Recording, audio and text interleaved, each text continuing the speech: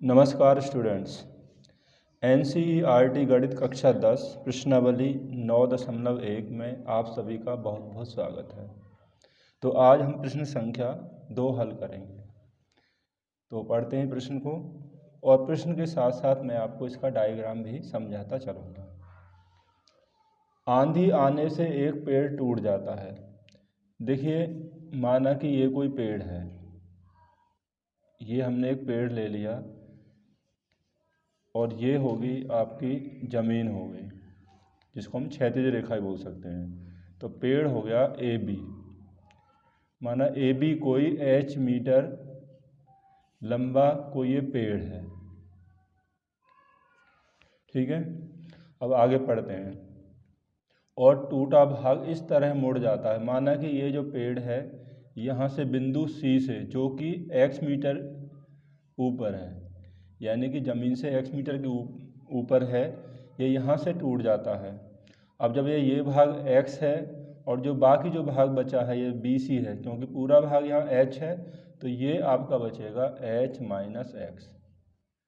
और ये भाग जो टूटा हुआ भाग है यहाँ से ऐसे गिर जाता है, तो ये भाग यहाँ पर आ गया। तो ये भाग h माइनस एक्स है, तो ये भी आपका हो जाएगा h माइनस एक्स मीटर। और ये जो ज़मीन के साथ ये टूटा हुआ भाग जो है हमारा ज़मीन के साथ कितने अंश का कोण बनाता है? 30 अंश का कोण बनाता है। तो ये हो गया आपका 30 अंश। पेड़ के पाद बिंदु की दूरी, जहाँ पेड़ का शिखर ज़मीन को छूता है, यानी ये ज़मीन को यहाँ पर छूता है, हम मान लेते बिंदु डी पर ज़मीन को स्पर्श करता है, और यहाँ से इसकी जो दूरी है बिंदु डी की, इसकी पेड़ की जड़ से, वो है आपका 8 मीटर। तो इस तरीक़ा से हमारा ये डायग्राम तैयार हो गया। तो हम करते हैं प्रश्न को आगे। तो हमने इसकी लैंग्वेज लिख ली है।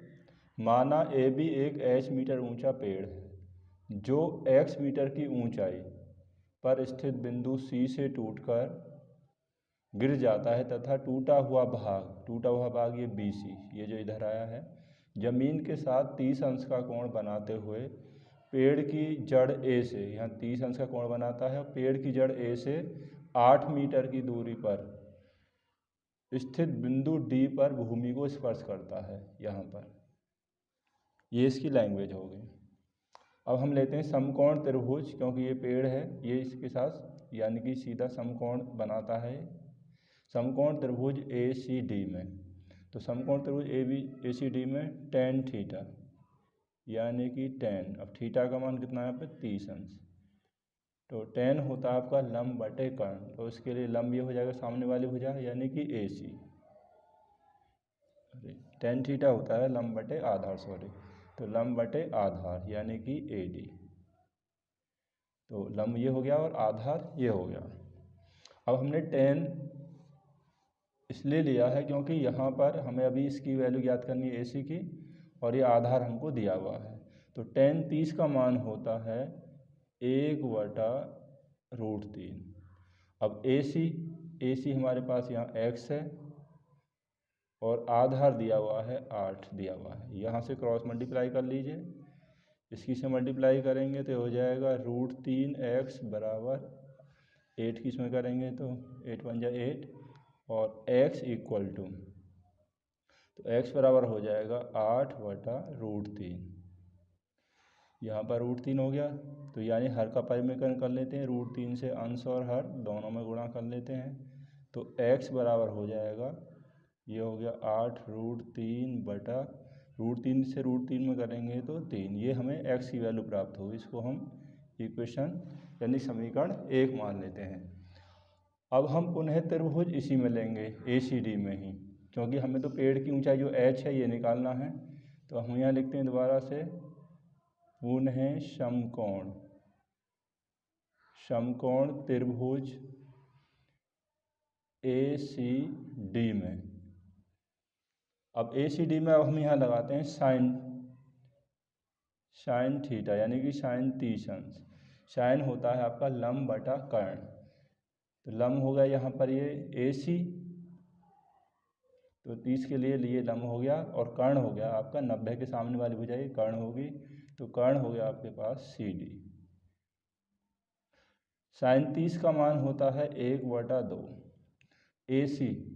AC हमारे पास कितना है x, और CD की वैल्यू होगी हमारे पास है h माइनस एक्स, क्योंकि ये रहा h माइनस एक्स।